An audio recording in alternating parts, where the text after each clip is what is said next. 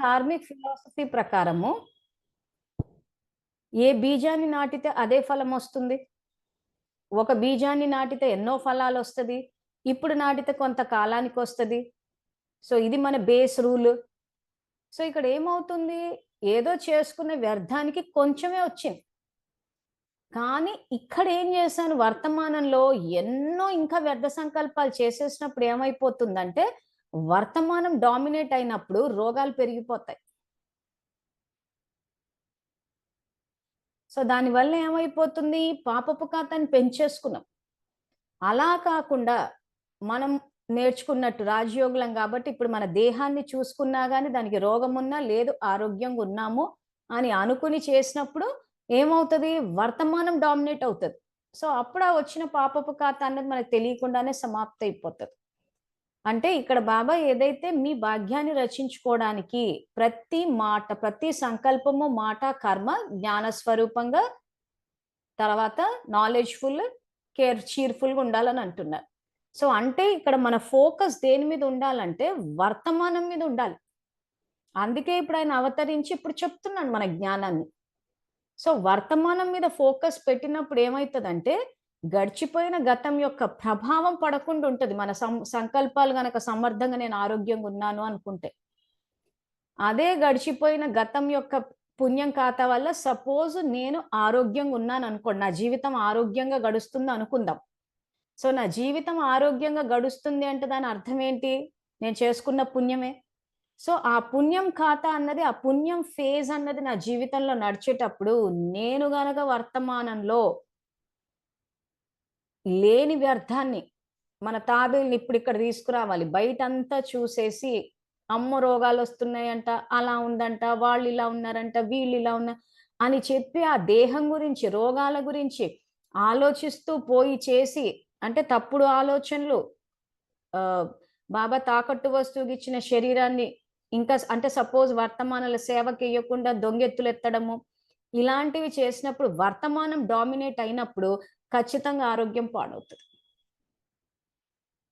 So focus అంతా దేని మీద పెట్టాలి, వర్తమానం మీద పెట్టాలి. వర్తమానంలో మన ప్రతి సంకల్పము, మాట, కర్మ జ్ఞాన స్వరూపంగా ఉందా లేదా, కేర్ఫుల్ గా ఆలోచించి చేస్తున్నా ఉంది. ఆ రకంగా చేసుకున్నప్పుడు ఏమవుతుంది, నా ఆరోగ్యం ఫేజ్ నడుస్తున్నప్పుడు నేను వర్తమానంలో నేను ఆరోగ్యంగా ఉన్నాను అని అనుకుని తనువుని యజ్ఞసేవకి వేస్తే ఇప్పుడు నా పుణ్యం అంటే నా ఆరోగ్యం అన్నది కంటిన్యూ అవుతుంది, ఇప్పుడు కంటిన్యూ అవుతుంది, సత్యుగం నుంచి కూడా వస్తుంది. సో మెజారిటీ చాలా మంది జీవితాల్లో ఏంటంటే ఈ పుణ్యం ఫేజే నడుస్తుంది, ఆరోగ్యం ఫేజే నడుస్తుంది. వర్తమానంలో ఏం చేసేస్తారంటే ఏదో ఒక రకంగా కెలికి పారేస్తారు. ఏదో ఇంకా ఆరోగ్యం ఆరోగ్యం అని చెప్పేసి ఎక్కువగా ఆలోచించేయడమో, లేకపోతే ఇప్పుడు వస్తున్న ఈ ప్రకృతి వైద్యాలు ఏంటంటో చేసి ఒక మెసప్ చేసేసుకుంటారు లైఫ్ని.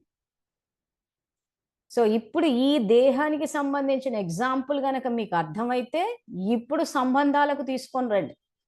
సంబంధాల పరంగా కూడా ఏమైపోతుందంటే ఎప్పుడైతే ఎవరి వల్లన్నా అలజడి వచ్చేసింది, దుఃఖం వచ్చేసింది, సమస్య వచ్చేసిందంటే అప్పుడు ఏం చేస్తున్నారు, అప్పుడు కూర్చుని ఇవన్నీ చేస్తున్నారు. లేదా వాళ్ళు నన్ను ఇలా అన్నారు, ఇలా చేశారు, నన్నే ఎందుకు అంటున్నారు అని చెప్పి గడిచిపోయిన గతాన్ని ముందుకొస్తే వర్తమానంలో వ్యర్థ సంకల్పాలు ఇంకా ఎక్కువ చేసి ఇంకెక్కువ పాపాన్ని చేసేసుకుంటున్నారు. సో అప్పుడు ఏమవుతుంది, అక్కడ అలా పెరుగుతూ పెరుగుతూ పోతుంటే ఇంకెప్పటికీ అదే చక్రంలో ఉంటాం. సపోజ్ నేను చేసుకున్న పుణ్యం వల్ల ఈరోజు అందరూ నాకు సహాయం చేసే వాళ్ళు వస్తున్నారు, అందరూ నాకు సహయోగం ఇచ్చేవాళ్ళు వస్తున్నారు. సో అప్పుడు ఏం చెయ్యాలి, వాళ్ళ పట్ల గౌరవాన్ని ఉంచాలి. ఆ గౌరవాన్ని ఉంచినప్పుడు ఏమవుతుందంటే నా జీవితంలో ఆ పుణ్యం ఖాతా పెరిగి అందరూ నాకు గౌరవం ఇచ్చేవాళ్ళు, నన్ను అర్థం చేసుకునేవాళ్ళు, నాకు సహయోగం ఇచ్చేవాళ్ళు వస్తారు. ఈ సంబంధాల పరంగా ఏమైపోయిందంటే ఇంచుమించు చాలా మంది జీవితాల్లో చేసుకున్న పుణ్యానికి మంచి వ్యక్తులే వస్తారు, వర్తమానంలో కెలికేసి కూర్చుంటారు. అందుకే చాలా మటుకు జీవితాల్లో అలజడి వచ్చేసాయి ఈ కార్మిక్ ఫిలాసఫీ తెలుసుకోకపోవడం వల్లనే. సో ఆరోగ్యం వచ్చినా వర్తమానంలో ఏదో రకంగా కెలికేసి పాడు చేసేసుకుంటున్నారు. తర్వాత సంబంధాల పరంగా మంచి హెల్ప్ చేసే వాళ్ళు వచ్చినా కానీ ఎవరన్నా ఈ రోజు హెల్ప్ చేయనీకి వచ్చారు అని అంటే ఇంకా వాళ్లే మనకి లోకువ. పని పాట ఏం లేదు. వచ్చి చెప్పిపోతారు, చేసిపోతారు. ఇంకెలాగో హెల్ప్ చేసేవాళ్ళు ఎలాగో వస్తున్నారు గదా! మనకు తేలికైపోతారనమాట. లోకువైపోతారాళ్ళు. అదే ఎవరన్నా మనల్ని మోసం చేసినా, 4 మాటలన్నా ఇంక మన ధ్యాసంతా ఆళ్ళ మీదే ఉంటది. సో, అప్పుడిక్కడ ఏం జేయాలి? వర్తమానంలో మనకు సహాయం చేయనీకి వచ్చినప్పుడు వాళ్ళ పట్ల అందుకే చెప్తున్నాను. కృతజ్ఞత అన్న పదం ఎక్కడా లేదు మురళీలో. అంత గౌరవమనే ఉంది. ఆ గౌరవాన్ని ఇచ్చినప్పుడు ఏమైతదంటే, మన ఆత్మలో మనకు సహాయం చేయడానికి వచ్చిన వాళ్ళ పట్ల గౌరవం అన్నది మనం రికార్డ్ చేశామంటే, ఆత్మ ఏమని అర్థం చేసుకుంటది? ఓహో! గౌరవం ఎవరైనా వ్యక్తులు సహాయం చేయనీకొస్తే గౌరవాన్ని రికార్డ్ చేస్తున్నారంటే, దృష్టి ద్వారా సృష్టి, సంకల్ప సృష్టి అంటే గౌరవం ఇచ్చేవాళ్ళు ఎక్కువవుతారు మన జీవితంలో. అదే మనం ఎవరినైనా చూసి ఈర్ష్య చెందేవాళ్ళు ఎవరైనా వచ్చి మనకు సాయం చేసి, అవును వాళ్ళకేమైంది ఎక్కువుంది కాబట్టి ఇచ్చిపోయినారేం వాళ్ళకి లేకనా? అని చెప్పి లోకువైపోతున్నారు. అంటే ఎవరన్నా మనకు సహాయం చేయడానికి వస్తే లోకువ చేసేస్తాం. అంటే ఆత్మలో ఏం రికార్డ్ అయింది? గౌరవం రికార్డ్ అవ్వాల్సిన చోట లోకువ రికార్డ్ అయింది. ఆ లోకువ రికార్డ్ అయినప్పుడు ఏమవుతది? ఖచ్చితంగా అంటే ఆ వ్యక్తుల్ని తిరస్కరించినాం. అటువంటి వ్యక్తులు మన జీవితంలోకి రావడం ఆగిపోతది. ఎందుకంటే మనమే తిరస్కరించాం, మనమే లోకువ చేసాం, మనమే ఈర్ష్య చెందాం. హనుమంతుని దీంట్లో కూడా తెలుసుకున్నాం. ఎప్పుడైతే ఆత్మ ఈ సఫలతని గాని ఎవరినైనా చూసి ఈర్ష్య చెందడం అంటే మీకుంది నాకు లేదు. సో, కాబట్టి నేను ఈర్ష్య చెందాను. చెప్పినప్పుడు ఏమైంది? నాకంటే మీలో ఉన్న ఆ సంపద, మీకు ఆ సఫలత నాకు నచ్చలేదు. నచ్చలేదన్నది ఆత్మలోకి రికార్డ్ అయింది గాబట్టి, దృష్టి ద్వారా సృష్టి కాబట్టి, మనకు నచ్చంది ఏదైతే ఉందో అది మన జీవితంలోకి రాదు. సో, ఈరోజు మనకు సహాయం చేసేవాళ్ళు వస్తే, వాళ్ళ పట్ల మనం వ్యతిరేకంగా మాట్లాడుతున్నామంటే, వాళ్ళు మనకి నచ్చట్లేదు అనంటే, మనకు సహాయం చేసే వ్యక్తులు నచ్చట్లేదు అని ఆత్మలో రికార్డింగ్‌లుంది కాబట్టి, దృష్టి ద్వారా సృష్టి కాబట్టి, మనకు సహాయం చేసేవాళ్ళు రాకుండా పోతారు. యాక్చువల్‌గా మనం చేసుకున్న పుణ్యానికే వాళ్ళొచ్చారు. కుటుంబంలో మనం ఏదైతే కుటుంబపరమైన సమస్యలని చెప్పి మాట్లాడుకుంటున్నామో, యాక్చువల్‌గా మనం చేసుకున్న చాలా మటుకు పుణ్యం ఖాతా వాళ్ళే వస్తారు. చేస్తారు గూడా వాళ్ళు సహాయం. కానీ మనం వర్తమానంలో లోకువ చేసేస్తున్నాం. మనం వర్తమానంలో రెస్పెక్ట్ ఇవ్వట్లేదు కాబట్టి అదంతా తిరస్కార భావన అక్కడొచ్చింది కాబట్టి, మన పుణ్యాన్ని మనమే కెలికేసుకొని సంబంధాల పరంగా దుఃఖాన్ని అనుభవిస్తున్నాం. ఏమి చేసుకోకుండా ఏది పైనుంచి ఊడిపడదు. పుణ్యం గాని, పాపం గాని. సో, ఈ ఇళ్ళలో విషయానికి ఒక కుటుంబాన్ని గనక తీసుకున్నప్పుడు, ఈ రకంగా మనం ఏదైతే వైఫ్ అండ్ హస్బాండ్ రిలేషన్స్ గురించి మాట్లాడుకుంటున్నామో, సపోజ్ ఇక్కడ ఇది మళ్ళీ, మళ్ళీ చెప్తున్నాను. ఇది ఆత్మజ్ఞానము. ఆడవాళ్ళ, మగవాళ్ళ సమస్యలు కాదు. వైఫ్ అండ్ హస్బాండ్ సమస్య కాదు. ఆ రకంగా అర్థం చేసుకోబట్టే సబ్జెక్ట్ రాంగ్ పోయింది. బాబా వచ్చి చెప్పేది ఆత్మజ్ఞానం. స్త్రీ శరీరంలో ఉన్న ఆత్మలు, పురుష శరీరంలో ఉన్న ఆత్మలు ఈ కార్మిక్ ఫిలాసఫీని అర్థం చేసుకుంటే మీకు సబ్జెక్ట్ కరెక్ట్‌గా వస్తది. సో, ఇప్పుడు ఉదాహరణకి ఒక స్త్రీ శరీరధారి ఆత్మ ఒక వైఫ్ అన్న రోల్‌లో ఉందనుకోండి. సో, ఒక ఆత్మ పురుష శరీరంలో ఉందనుకోండి. ఉన్నప్పుడు హస్బాండ్ అన్న రోల్‌లో ఉందనుకోండి. సబ్జెక్ట్‌ని అందుకే మీకు అర్థం కావాలని ఈ రూట్‌లో చెప్తున్నాను. ఎందుకంటే ఆడవాళ్ళకి సమస్యలు ఎక్కువైపోయినాయి, మగవాళ్ళకి లేవన్నట్టు మేమేదో అంత ఉద్ధరిచ్చేస్తున్నామని అంత మెస్సప్ అయిపోయినట్టుంది. సో, కాబట్టి ఇది ఆత్మజ్ఞానం కింద అర్థం చేసుకుంటే ఈజీగా అర్థమవుతది. మీ పుణ్యాన్ని మీరు పెంచుకోగలుగుతారు. అంటే సింపుల్ కార్మిక్ ఫిలాసఫీ ఏంటంటే, ఒక బీజాన్ని ఏ బీజాన్ని నాటితే అదే ఫలం వస్తది. ఒక బీజాన్ని నాటితే ఇంకెన్నో ఫలాలొస్తది. ఆ ఫలాలని ఆస్వాదించిన తర్వాత, ఆ బీజాన్ని మళ్ళీ నాటుకోవాలి. సో, ఈరోజు నేను నా కర్మ యొక్క ఫలాన్ని ఆస్వాదించిన తర్వాత, ఆ ఫలాల్లో ఉన్న ఆ బీజాన్ని నేను మళ్ళీ నాటితే నాకు ఇంకెక్కువ ఫలాలు రావాలి. మనమేం చేస్తున్నాము, ఆ ఫలాన్ని ఆస్వాదించట్లేదు, పడేస్తున్నాం. కాబట్టి కొత్తగా ఫలాలు రావట్లేదు. సో, ఇప్పుడు ఈ వైఫ్ అండ్ హస్బాండ్ రిలేషన్‌షిప్‌లో స్త్రీ శరీరధారి ఆత్మలు ఏమంటే ఇంట్లో ఉన్నప్పుడు, పురుష శరీరధారి ఆత్మలు సంపాదించి పెడుతున్నారు, వీళ్ళు తింటున్నారు ఇంట్లో. సో, ఇక్కడ మీ పుణ్యమే మీకొచ్చింది. ఏమి చేసుకోకుండా ఎవరో ఒక ఆత్మొచ్చి అలా సంపాదించి పెట్టరు మనకి.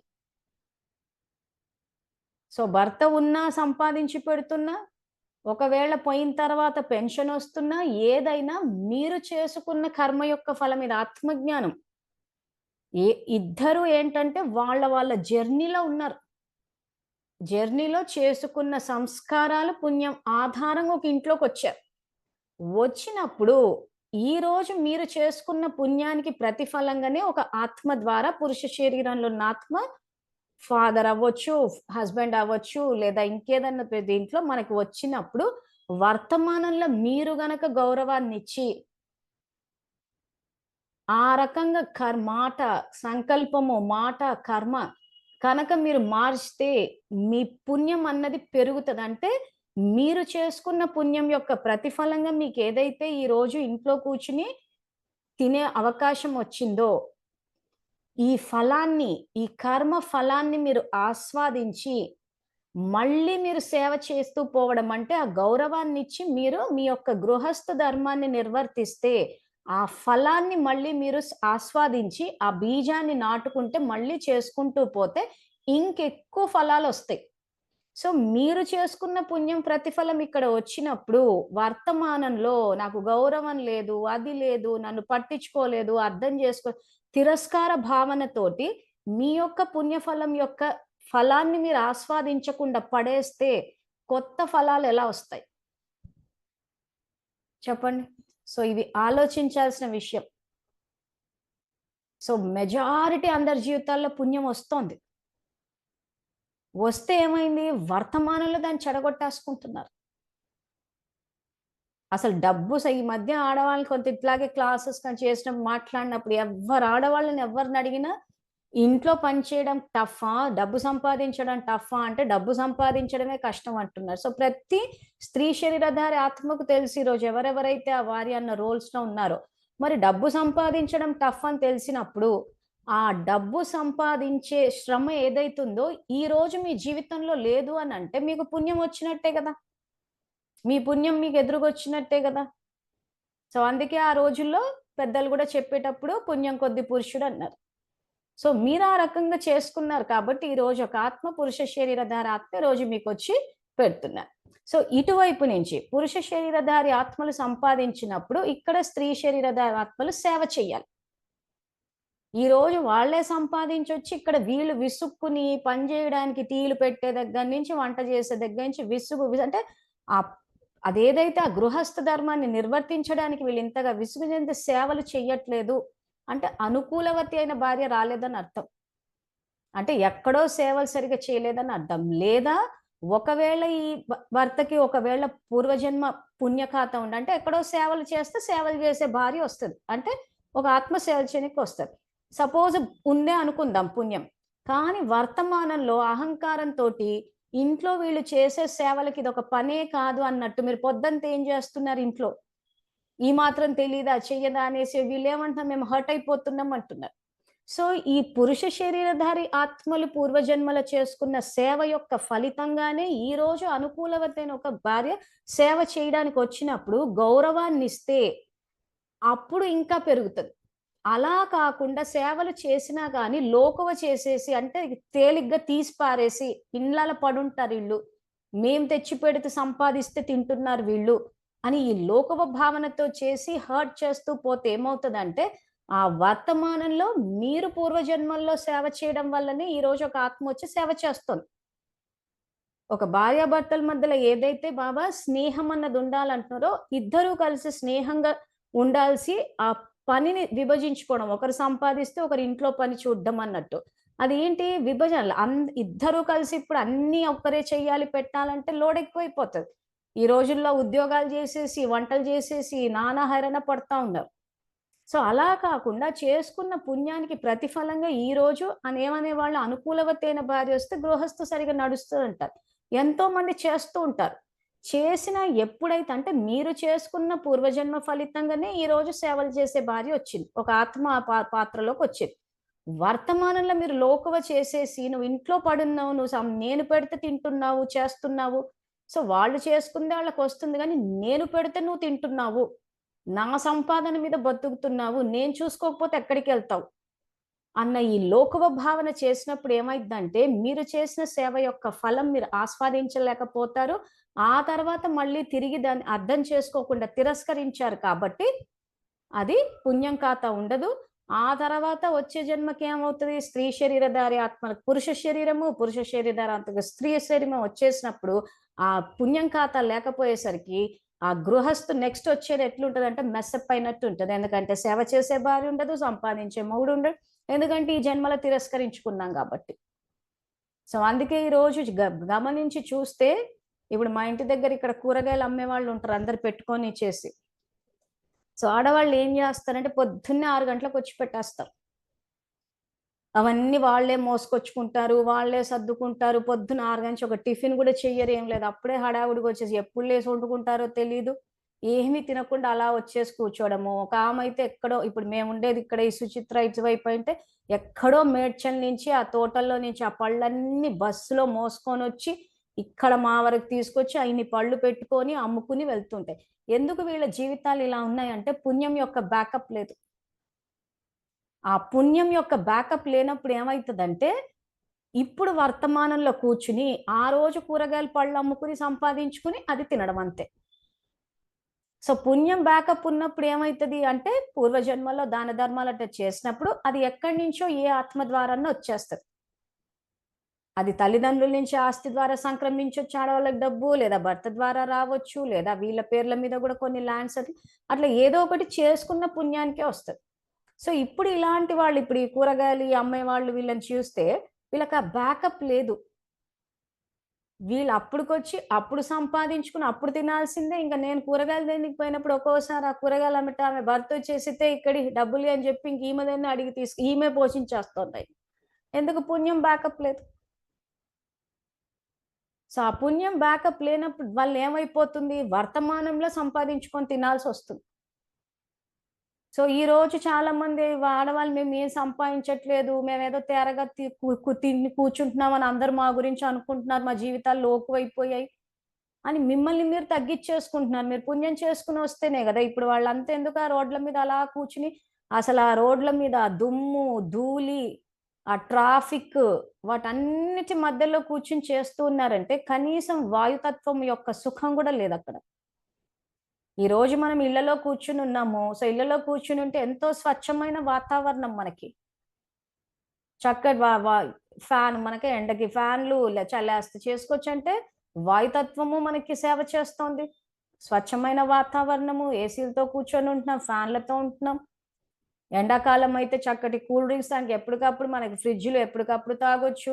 ఒకవేళ చలికాలం అయితే హాట్ బెవరేజెస్ తీసుకోవచ్చు, టైంకి తినొచ్చు. వాళ్ళు అక్కడ కూర్చుని వచ్చి ఆ పొద్దున అప్పటికప్పుడు టీ నీళ్లు కూడా ఉండవు వాళ్ళకి. మళ్ళీ తర్వాత పోయి టిఫిన్ మధ్యలో ఇంకెవరు అమ్మాయిని కూర్చోబెడుతుంది, మళ్ళీ పోయి తినేసి వస్తుంది. అలా కూర్చుని చేస్తూ ఉంటే ఈ పంచతత్వాల్లో ఏ తత్వం సహకరిస్తుంది వాళ్ళకి? సో మనకి ఈరోజు చేసుకున్న పుణ్యానికి పంచతత్వాలు కూడా అన్ని సహకరిస్తున్నాయి మనకి. సో ఈ పుణ్యాన్ని ఏం చేసామంటే ఈ కార్మిక్ ఫిలాసఫీ తెలియకపోవడం వల్ల మేమంతా ఏదో లోకువైపోయాం అందరికీ. లేదా ఉద్యోగాలను చేసే వాళ్ళని చూసి అబ్బా వాళ్ళు ఎంత బాగున్నారు, రోజుకో చీర కట్టేసుకుని హ్యాండ్ బ్యాగ్ వేసుకుని హీల్స్ వేసేసుకుని వెహికల్స్ వేసేసుకుని వెళ్ళిపోతే వాళ్ళని చూసి కుళుతూ ఉంటారు ఇక్కడ. వాళ్ళకున్న సంస్కారాలని బట్టి వాళ్ళు ఆ రకంగా మేము ఈ రకంగా సంపాదించి ఎక్కడో చేశారు, ఆ ఉద్యోగాలు వచ్చే బ్యాకప్ తోటి వచ్చేస్తుంది. అది ఎవరికి వాళ్ళు చేసుకున్న దీన్ని బట్టి ఉంటది.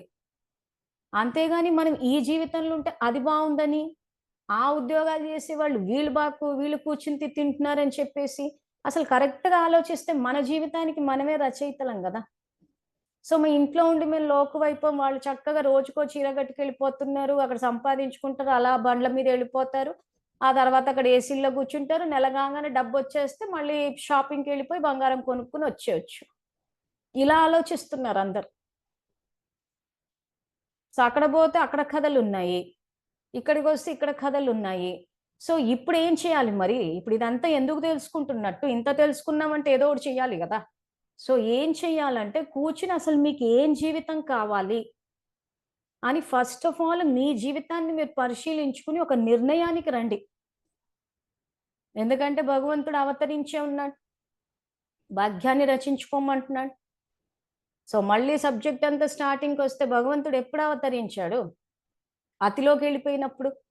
సో అతిలోకి వెళ్ళిపోయినప్పుడు బ్రహ్మబాబాకి అన్ని చూపించినప్పుడు ఏం చూపించాడు అక్కడ?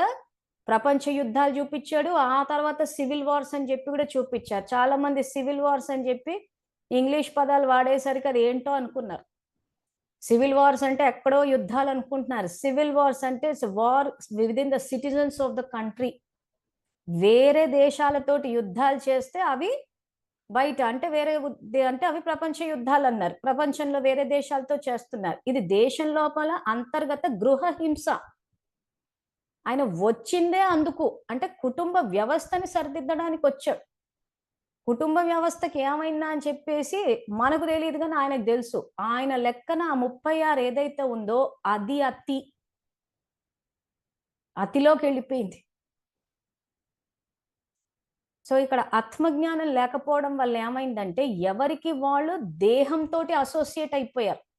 నేను దేహాన్ని అని అనుకునేసరికి ఏమైపోయిందంటే ఇటువైపు పురుష శరీర ఆత్మలు అంటే మీరు ఎప్పుడు 36కి వెళ్ళాలి ఇప్పుడు అందరూ 2024 కాదు 2024 పరిస్థితులు మారాయి.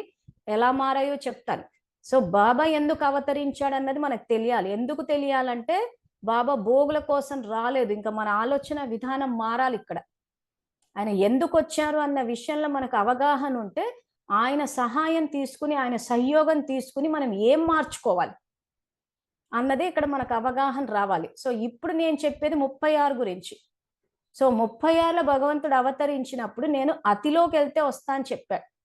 సో అతిలోకి వెళ్ళినప్పుడు ఏమైంది? బ్రహ్మబాబాకు ప్రపంచ యుద్ధాలు చూసారని ప్రపంచ యుద్ధాలే గుర్తుండిపోయింది అందరికీ. సివిల్ వార్స్ గృహ హింస కూడా పెరిగింది అన్నారు. సో గృహ హింస ఎలా పెరిగింది? ఈ ఇంట్లో సంబంధాల మధ్యలో ఘర్షణ. అటు వైఫ్ అండ్ హస్బెండ్ రిలేషన్షిప్ తీసుకోవచ్చు, తర్వాత తల్లిదండ్రుల పిల్లల రిలేషన్షిప్స్ తీసుకోవచ్చు. సో ఇక్కడ కూడా ఏమైపోయింది? ఆ పిల్లల్ని ఒకప్పుడు ఒక జనరేషన్స్ ఎట్లా వచ్చేసినాయి అంటే విపరీతమైన హింస పిల్లల పట్ల. ఆ చదువు అంటేనే భయపడిపోయారు పిల్లలు. చదవాలంటేనే వాళ్ళని కొట్టాలి, బాగా కొట్టాలి, తిట్టాలి, భయపెట్టాలి. ఒక అతిలోకి వెళ్ళిపోయింది. ఎందుకంటే ఆయన ప్రపంచంలో అసలు హింస అన్నదే లేదు. అటువంటిది ఆ పిల్లల పట్ల హింస, ఆ భయపెట్టాలి, కొట్టాలి అని ఒక వర్స్ట్ ఈ మధ్య ఎవరితో మట్ల చాలా అసలు ఒక స్టేజ్ ఏంటంటే గవర్నమెంట్ కార్పొరల్ పనిష్మెంట్ నే నిషేధించాల్సిన పరిస్థితి వచ్చేసింది. ఆ తర్వాత స్త్రీ శరీర ఆత్మల పట్ల వివక్ష వచ్చేసింది. అబల అని చెప్పేశారు. సో వచ్చేసినప్పుడు ఏమైపోయింది? వీళ్ళు నిజంగా అట్లాగే అనుకున్నారు. సో స్త్రీ శరీరధారి ఆత్మలు అబలలు అని చెప్పి బలం లేదు అని అనేసరికి ఏమైపోయిందంటే ఆ నెగిటివ్ పాయింట్ మీదనే వీళ్ళు బాగా బలాన్ని పుంజుకున్నారు. ఎంత బలాన్ని పుంజుకున్నారంటే ఈ రోజు ఆడది తప్పు చేసినా కానీ ఎవ్వరు నమ్మే విధంగా లేరు. ఆ గృహ హింస విషయానికి వచ్చేసరికి ఇప్పటికి కూడా సిచ్యువేషన్ ఎట్లుందంటే ఆ పురుష శరీరధారి ఆత్మలే స్త్రీ శరీర ఆత్మల మీద వైలెన్స్ జరుగుతున్నట్టు వచ్చింది. కానీ ఇటువైపు నుంచి కూడా వచ్చింది. రెండు వైపుల నుంచి నడుస్తోంది. ఇటు వీళ్ళు పురుష శరీరధారి ఆత్మలు ఇక్కడ వీళ్ళ పట్ల హింస నడుస్తుంది, ఇక్కడ స్త్రీ శరీరధారి ఆత్మలు కూడా వీళ్ళ పట్ల హింస నడుస్తోంది. సో ఇప్పుడు భగవంతుడు ఎందుకు అవతరించారు? మన దృష్టికోణం మారాలి అంటున్నారు. సో ఈ దృష్టికోణం మార్చేటప్పుడు స్త్రీ శరీరధారి ఆత్మలు ఎప్పుడైతే నేను ఆత్మని అని అనుకోవడం కాదు, ఇక్కడ అర్థం చేసుకుని భావించి తన యొక్క జీవితాన్ని చూసుకుని తన యొక్క యాత్ర అంటే బాబా ఇప్పుడు వచ్చి జ్ఞానాన్ని తెలియజేశాడు. మరి జ్ఞానంలో లేని వాళ్ళ పరిస్థితి ఏంటని అటు వెళ్ళిపోకండి. ఇప్పుడు మళ్ళీ ఫస్ట్ మీరు చూసుకోండి. జ్ఞానంలో లేని వాళ్ళు ఏమవుతారు, తెలుసుకోని వాళ్ళు ఏమవుతారు, వాళ్ళ పరిస్థితి ఏంటని ఎక్కువగా ఒక పాయింట్ అంటూ నేను గమనించి చూస్తున్నాను కదా 9 ఏళ్ల నుంచి. ఏదైనా జ్ఞానం నేను చెప్పానంటే వెంటనే అక్కయ్య కొత్త వాళ్ళు ఎలా, జ్ఞానంలో లేని వాళ్ళ పరిస్థితి ఏంటి, నేనేమంటాను ఉన్న మీ పరిస్థితి ఏంటి, మీరు ఎంతవరకు పరివర్తన చెందారు, మీరు పరివర్తన చెందితే కదగా విశ్వంలో వంశావళి మారేది. సో ఇక్కడ మన నుంచే తరంగాలు వెళ్తున్నప్పుడు వాళ్ళని ఎట్లా సరిదిద్దుతాము? మనం కదా ఇక్కడ సరిదిద్దుకోవాల్సింది. సో ఇక్కడ ఏమవుతుంది? ఆ రకంగా స్త్రీ శరీరధారి ఆత్మలు ఆత్మ అన్న విషయం తెలుసుకుని ఎప్పుడైతే అంటే ఇప్పుడు నేను చెప్పిన ఈ కార్మిక్ ఫిలాసఫీ అన్నది అర్థం చేసుకుని గౌరవంతో కుటుంబ సభ్యులతోటి గౌరవంగా మెలుగుతామో, సేవాభావంతో ఉంటామో వీళ్ళ జీవితాలు చక్కబడతాయి. ఆ తర్వాత పురుష శరీరధారి ఆత్మలు ఏదైతే స్త్రీ శరీరధారి ఆత్మలు అబలలు అని అనుకుంటున్నారో అన్నప్పుడు ఏమవుతుంది, ఖచ్చితంగా ఈరోజు ఏవైనా వీళ్ళ పట్ల అంటే ఆడవాళ్ళ పట్లనే ఉన్నాయి సమస్యలు అనుకోవద్దు. అన్నయ్యల పట్ల కూడా చాలా ఉన్నాయి. అందుకే సబ్జెక్ట్ అర్థం చేసుకునేటప్పుడు ఆత్మజ్ఞానం కింద అర్థం చేసుకోమని చెప్పా. సో కొన్ని స్టేజ్‌లో ఏమైపోతుందంటే, ఈ ఆడవాళ్ళు కూడా రివర్స్‌లో అవుతున్నారు. అందుకే ఈరోజు సొసైటీలో చూస్తే భార్యాబాధితుల సంఘాలు కూడా ఉన్నాయి. మరి ఆ సంఘాలు ఎందుకు ఏర్పడ్డాయి అంటే, ఇటు రివర్స్ మా మీద కూడా జరుగుతుంది అన్నారు. సో ఇదేం కొత్తగా జరుగుతున్న విషయాలు కాదు. స్త్రీలు ఈ రకంగా పురుష శరీరధారి ఆత్మల పట్ల ప్రవర్తించడం అన్నది. ఎప్పటినుంచో ఉంది. అందుకే ఒక పాత సామెత ఉంది, మరి వినే ఉంటారు. మొగుడిని కొట్టి మొగసాలకెక్కింది అని చెప్పి. అంటే ఏంటి? ఈరోజు ఆడది తిరిగి ఆ రకంగా హింస చేసినప్పుడు, ఆ పంచాయతీకెళ్ళి ఏడ్చినప్పుడు, రివర్స్ మా ఆయనే నన్ను కొట్టాడని చెప్పి సమాజం నమ్మింది ఆడదాన్ని. ఎందుకు నమ్మింది అనంటే, స్త్రీ అబల అనుకున్నారు. పురుష శరీరంలో ఉన్న ఆత్మలు స్త్రీ అబల అంటే, ఇప్పుడు బాబా జ్ఞానం వేసి చూడండి. ఏమని? దృష్టి ద్వారా సృష్టి అంటున్నారు. సో దృష్టి వీళ్ళది ఎట్లా ఉంది? స్త్రీ శరీరధారి ఆత్మల పట్ల వీళ్ళకి బలం లేదు. అబల అంటే బలం లేదు అన్న దృష్టికోణంతో చూసినప్పుడు, ఒక బలం లేని ఆడది ఎలా కొడతది ఒక మగవాడిని అన్న ప్రశ్నకి ఇక్కడ ఏం చేసిందంటే సమాజము కొట్టలేదు. ఎందుకంటే బలం లేదు, అబల. నిజంగా స్త్రీ ఈ రకంగా తిరిగి హింస చేసినప్పుడు ఈ మగవాళ్ళు ఆపలేరా? నిజంగా ఒక ఆడది తిరిగి కొట్టేటప్పుడు ఏ మగాడైనా ఆపలేడా అంటే ఆపగలడు. శక్తి లేదా శరీరంలో అంటే ఉంది. మరి ఎందుకు తనని తను రక్షించుకోలేకపోయాడు? ఎందుకు తనను తను రక్షించుకోలేకపోయాడనంటే, ఇక్కడ ఆత్మలో శక్తి లేకపోవడం వల్ల. ఆత్మలో శక్తి ఎలా తగ్గింది? స్త్రీ అబల, బలం లేదు అన్న భావనతో చూశాడు కాబట్టి, దృష్టి ద్వారా సృష్టి కాబట్టి ఆత్మలో శక్తి తగ్గిపోయి తనను తను రక్షించుకోలేకపోయాడు. అందుకే ఆడది ఇక్కడ వెళ్ళి ఆ పంచాయతీలో నిలబడ్డప్పుడు సమాజం అంతా నమ్మింది ఆడదాన్ని. దానివల్ల ఏమైపోయిందంటే ఇటువైపు సమస్యలు పెరిగిపోయి ఆ భార్యాబాధితుల సంఘాలు వచ్చి కూర్చున్నాయి. సో సమస్య 2 వైపుల నుంచి ఉంది. ఇది ఆడవాళ్ళకి సమస్యలున్నాయి, మగవాళ్ళకి లేవనుకోవడానికి కాదు. ఆత్మ అన్న పాయింట్ నుంచి చూస్తే శరీరాలు మారుతూ పోతున్నాయి అందరి. ఒక జన్మలో ఈ శరీరం ఉంది, ఇంకో జన్మలో ఇంకో శరీరం ఉంది. సో పురుష శరీరంలో ఉన్నప్పుడు ఈ రకంగా ప్రవర్తించినప్పుడు అది ఖచ్చితంగా స్త్రీ శరీరంలోకి వచ్చినప్పుడు తిరిగొస్తది. కానీ ఇక్కడ ఏమైపోయిందంటే ఆల్రెడీ వీళ్ళు అబలలని చెప్పి ఆ వాదనని తీసుకొచ్చేసరికి వీళ్ళు డామినేట్ అయిపోయి కూర్చున్నారు. సో దానివల్ల ఏమైపోయింది? ఆ తల్లి పాత్ర అన్న సహజ సిద్ధమైన ఆ దాత స్థితులు ఇవన్నీ ఏంటంటే, అది కనుమరుగైనట్టు అంటే ఇంకా తగ్గిపోయినట్టు అయిపోయాయి. ఒక వ్యవస్థలో ఏదైతే రావాల్సిన పరిస్థితి అంటే ఆ స్నేహము, సంయోగము, కలిసి ఉండడం అన్న కుటుంబ వ్యవస్థ అన్నది ఏదైతే ఉందో, ఆ కూలిపోయినప్పుడు ఆయన 36లోనే దిగి కూర్చుంటాడు. ఎందుకంటే ఈ రకంగా ఇటు ఆడవాళ్ళు అమాయకులని చెప్పేసి నిజంగా వీళ్ళు ఇప్పుడున్న పరిస్థితి వీళ్ళు అబలలు అని చెప్పి వీళ్ళు ఆ రకంగా ఇచ్చేసారే గాని ఆ సిచ్యువేషన్ రివర్స్ అయింది. రివర్స్ అయిపోయి డామినేట్ అయ్యే సిచ్యువేషన్‌కి వచ్చింది. ఇప్పటికి 2024కి వచ్చేసరికి కూడా ఇంకా ఆ మార్చ్ 8 వుమెన్ ఎంపవర్మెంట్ డే అని ఒకటి పెట్టేసి ఎంపవర్ చేస్తున్నామని అనుకుంటున్నారు ఆడవాళ్ళని గాని ఇక్కడ అసలు అన్నయ్యలు అప్డేటే అవ్వలేదు.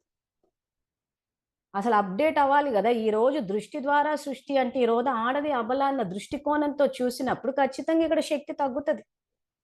తగ్గినప్పుడు పరిస్థితుల్ని ఏ రకంగా ఇచ్చేస్తారు. సో వీళ్ళకు చికాకులు, వాళ్ళకు చికాకులు ఇంకా కలిసి బతకలేమన్న పరిస్థితి వచ్చేసింది. ఆ తర్వాత ఆ శరీరాలు మారుతున్నాయి. ఆ పాపపు ఖాతాతో వెళ్తున్నారు. సో వెళ్ళినప్పుడు రోల్ మారుతోంది. మారినప్పుడు మళ్ళీ అదే తిరిగొస్తుంది. సో ఈ రకంగా మనకి మనము మెస్సప్ అయితున్నప్పుడు ఈరోజు సమానత్వం అంటే ఎలా వస్తది? కార్మిక్ ఫిలాసఫీ అర్థం చేసుకోవాలి గదా! కర్మల యొక్క గుహ్యగతి చెప్పడానికి ఆయన వచ్చాడు. ఆ కర్మల యొక్క మన రివైజ్డ్ కోర్స్ మురళీస్ ఏవైతే ఉన్నాయో ఇవన్నీ కర్మల యొక్క గుహ్యగతి. ఇప్పుడు మీరు అనొచ్చు మీరు ఇంత ఎగ్జాంపుల్ ఇచ్చి చెప్పారు మరి ఇవన్నీ మురళీలో లేవు కదా అని చెప్పి. సో ఇవన్నీ ఇప్పుడు ఎగ్జాంపుల్స్ మురళీలో లేవు అనంటే మీరు ఒక పాయింట్ తీసుకుని అది చదివి బాబా కనెక్ట్ అయితే మీకే అర్థమైపోతది. ఆ పాయింట్‌ని మీ జీవితంలోకి ఇప్పుడు నిజంగా చెప్పాలంటే ఇప్పుడు రైతుల సమస్యలు గాని, ఈ వైఫ్ అండ్ హస్బాండ్ సమస్యలు గాని, పిల్లల సమస్యలు గాని, కూరగాయల ఇవన్నీ నిజంగా నా జీవితంలో ఉన్న సమస్యలు కాదు. నా జీవితంలో ఉన్న సమస్యలు కానివి ఇప్పుడు చెప్పాలి అనంటే ఈ రోజు మరి జ్ఞానం చెప్పడం అంటే అదే మరి. ఆయన చెప్పింది ఏదైతే ఇప్పుడు నిజంగా ఇప్పుడు ప్రపంచంలో ఏ సమస్యలైతే ఉన్నాయో అవేవి శివబాబాకి లేవు. మరి సమస్య లేకపోయినా ఎలా చెప్పాడు? చెప్పాడు కాబట్టి జ్ఞానసాగరుడయ్యాడు. సో, మన జీవితంలో సమస్యలు లేకపోయినా గానీ, ఉంటే ప్రాక్టికల్‌గా అప్లై చేసి మరి తెలుసుకోవచ్చు. లేకపోయినా గానీ, ఆ మురళీలను గనక తీసి చదివి, ఆత్మిక స్థితిలో గనక చదివి, అరే! ఈ సబ్జెక్ట్‌ని ఎలా ఇచ్చేయాలి? ఎందుకు ఈ రకంగా చేస్తున్నారు? అని చెప్పి, ఈ జ్ఞానాన్ని ఇప్పుడున్న సమాజం యొక్క పరిస్థితులకు వర్తింప చేసుకొని చెప్తే బాబా ప్రత్యక్షమవుతాడు. ఇది యాక్చువల్‌గా ఆయన అవతరణ యొక్క ఉద్దేశం. సో, బాబా లెక్కన 36 అన్నది అతి. 36లోనే గృహహింస పెరిగిపోయింది. ఇప్పుడు పెరిగింది గాదు. ఇప్పుడు తగ్గింది. ఇప్పుడు కరెక్ట్‌గా వెళ్తోంది. మనం ఏంటంటే, మనం బాబా వచ్చింది చూసుకోవట్లేదు. అసలాయన ఎందుకొచ్చాడో తెలీదు. ఏదో వచ్చాడంటే ఏదో పతితుల్ని పావనంగా చేయనీకని అన్నాం గానీ, యాక్చువల్‌గా గృహస్థు. అది గూడా రావడం భారతదేశంలో వచ్చాడు. ఫారిన్ కంట్రీస్‌లో రాలేదు. ఎందుకు ఫారిన్‌లో రాలేదు? ఎందుకు భారతదేశంకొచ్చాడంటే, గ్లానిర్భవతి భారతః అన్నాడంటే, ధర్మాన్ని నిందించేది ఇక్కడ భారతీయులే. గ్లాని అంటే ఏంటి? నింద. ధర్మం పనిచేయదంటున్నాం. శాంతి పనిచేయదంటున్నారు. అసలు కుటుంబ సభ్యుల మధ్యలో స్నేహం అన్న భావన అన్నది అసలు మన ఊహకందని విషయం. ఈరోజు ఎక్కడ చూసినా పురుషాహంకారం అంటున్నారు. ఆడది అబల అంటున్నారు. ఇక్కడ పుస్తకాలు తీసి చూస్తేనేమో స్నేహము, సంయోగం అంటున్నాడు బాబా. ఆ స్నేహము, సంయోగం సంబంధాల మధ్యలో పోయింది. అందుకు సమస్యొచ్చింది అంటున్నాడు. సో, ఎక్కడ చూడు ఏమైపోయింది, ఇటు వైఫ్ అండ్ హస్బెండే కావచ్చు, పిల్లల మధ్య తల్లిదండ్రులు డబ్బు సంపాదనే ఇంపార్టెంట్ అన్నప్పుడు, పిల్లల్ని తీసుకెళ్ళి ఆ బేబీ కేర్ సెంటర్స్, క్రష్‌లో వేసేస్తున్నారు. ఆ పిల్లలు పెద్దగా అయిన తర్వాత మేము డబ్బు సంపాదించుకోవాలని చెప్పి వీళ్ళని తీసుకెళ్ళి ఓల్డ్ ఏజ్ హోమ్‌లో ఏసేస్తున్నారు. సో, ఓల్డ్ ఏజ్ హోమ్‌లో వేయడం తప్పంటున్నారు. బేబీ కేర్ సెంటర్‌లో ఎయడం రైట్ అంటున్నారు. సో, అక్కడ తల్లిదండ్రుల అవసరమే ఉంది కదా! వాళ్ళకింక చిన్న పిల్లలు అసలు ఇంకేమి తెలియని కూడా తెలీదు. అక్కడ ఎన్ని జరగాలో అన్నీ జరుగుతుంది. ఇంక అదో పెద్ద ఎపిసోడ్ మళ్ళీ నేను మాట్లాడితే. సో, ఈ రకంగా ఎవరికి వాళ్ళు పిల్లల్ని అక్కడేసి పిల్లలు తీసుకెళ్ళి ఇదంతా ఏంటంటే అసలు ఒకరి కోసం ఒకరు అంతా మన పరివారమే అన్న ఇదే పోయింది. ఒకప్పుడు గృహస్థ ఎట్లుండేదంటే అన్ని జాయింట్ ఫ్యామిలీస్. సో, ఆ జాయింట్ ఫ్యామిలీస్‌లో అందరూ ఆ రకంగా కలిసున్నప్పుడు ఏ సమస్యొచ్చినా, అదేంటినా ఒకరికొకరు ఉండేవాళ్ళసలు.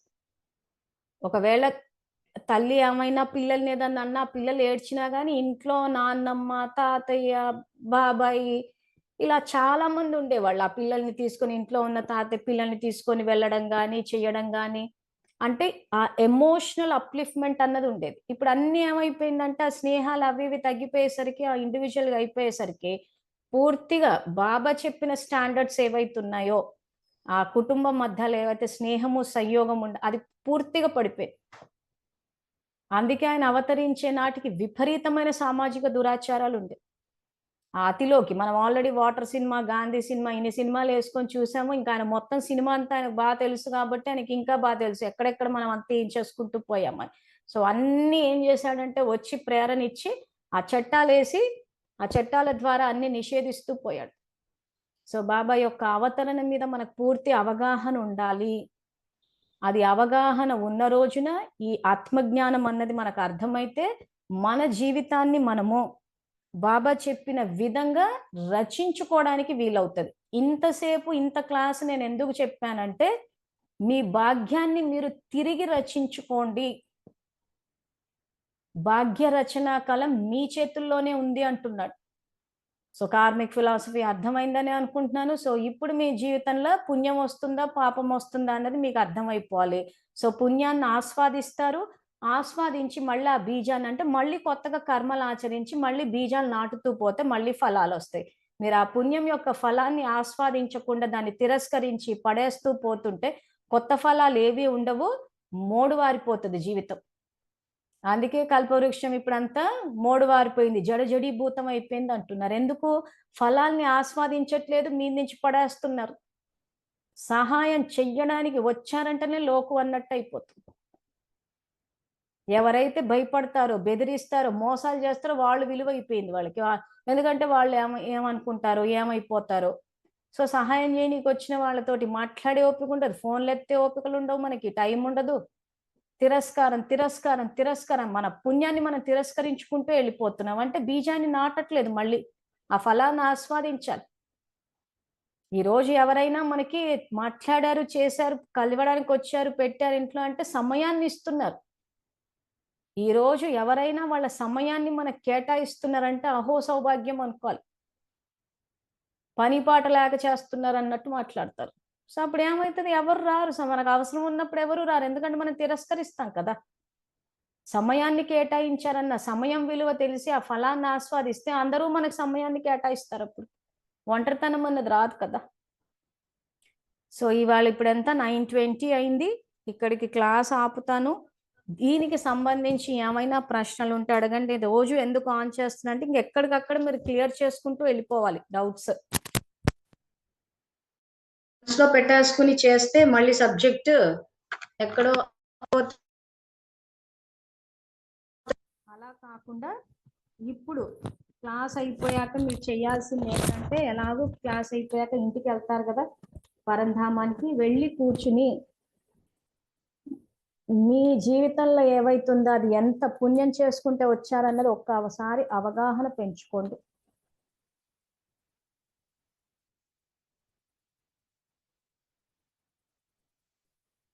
సో ఒకవేళ పుణ్యం లేదు అనుకుంటే బాబా ఖజానాలు ఇచ్చారు, ఇప్పుడు చేస్తూ పోండి, జరిగిపోతుంది. చలో సెట్టింగ్స్ మార్చాను, ఆన్ చేశాను. ఎవరైనా ఏదైనా ప్రశ్న అడగాలనుకున్నా చెప్పాలనుకున్నా చెప్పొచ్చు.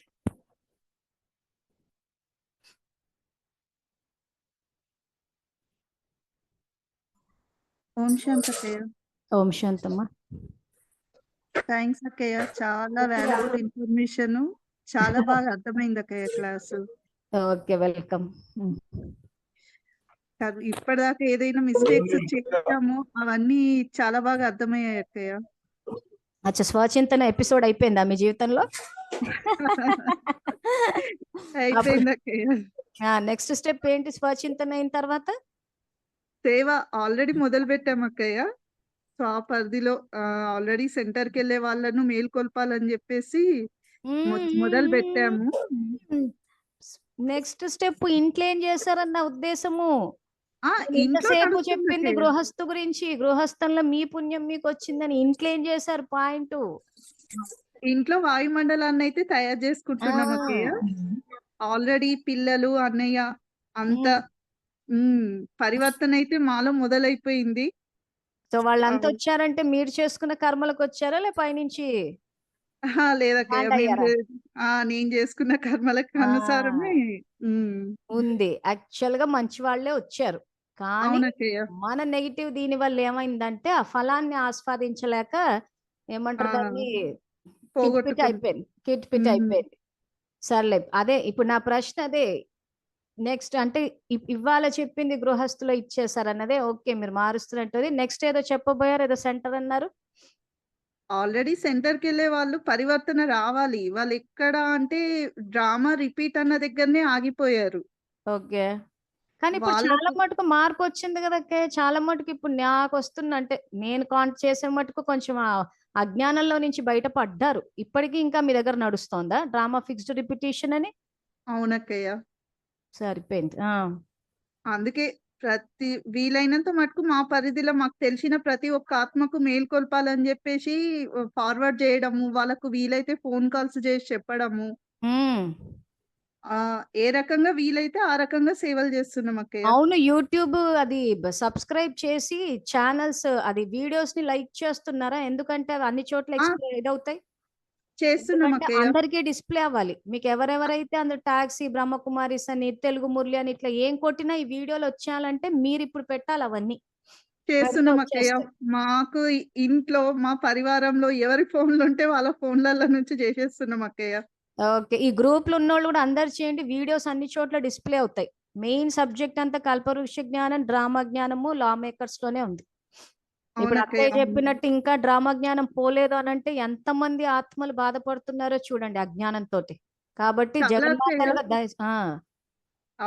మీరు వచ్చి చెప్పినప్పుడు విన్నారు, మళ్ళీ పాత పద్ధతుల్లోనే వెళ్ళిపోతున్నారు. వాళ్ళను మళ్ళీ ముందుకు తీసుకురావాలన్న ఉద్దేశంతో మా ప్రయత్నం మేము చేస్తున్నాం అక్కయ్య. ఖచ్చితంగా సఫలత వస్తుంది. థ్యాంక్ యూ అక్కయ్య. ప్రయత్నం చేయడం రాకపోవడం అంటూ ఉండదు. అదైతే మొదలు పెట్టేసాం ఉమ్. అక్కయ్య. హ్మ్. అది బాబా కూడా ఇప్పుడు మనం చెప్పుకుంటున్న మురళిలో కూడా అదే కదా, మీరు చెయ్యడము సఫలత రాకపోవడం అంటూ ఉండదంటున్నారు కదా. అవునక్కయ్య. అవును. ఓకే మరి ఇంకా. థ్యాంక్ యూ అక్కయ్య. Thank you. ఓకే అమ్మా, వెల్కమ్. సదా విజయీ భవ మీ అన్ని ఆ, సేవల్లోనూ. థ్యాంక్ యూ అక్కయ్య. ఓం ఓకే. శాంతి. ఓం శాంతి. ఇంకెవరన్నా?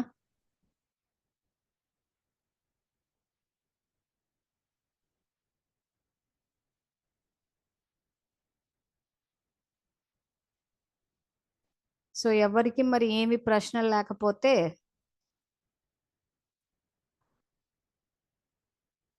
రేపు మళ్ళీ 3 గంటలకు కలుసుకుందాం మరి. ఉమ్, అంతవరకు థ్యాంక్ యూ. Om Shanti.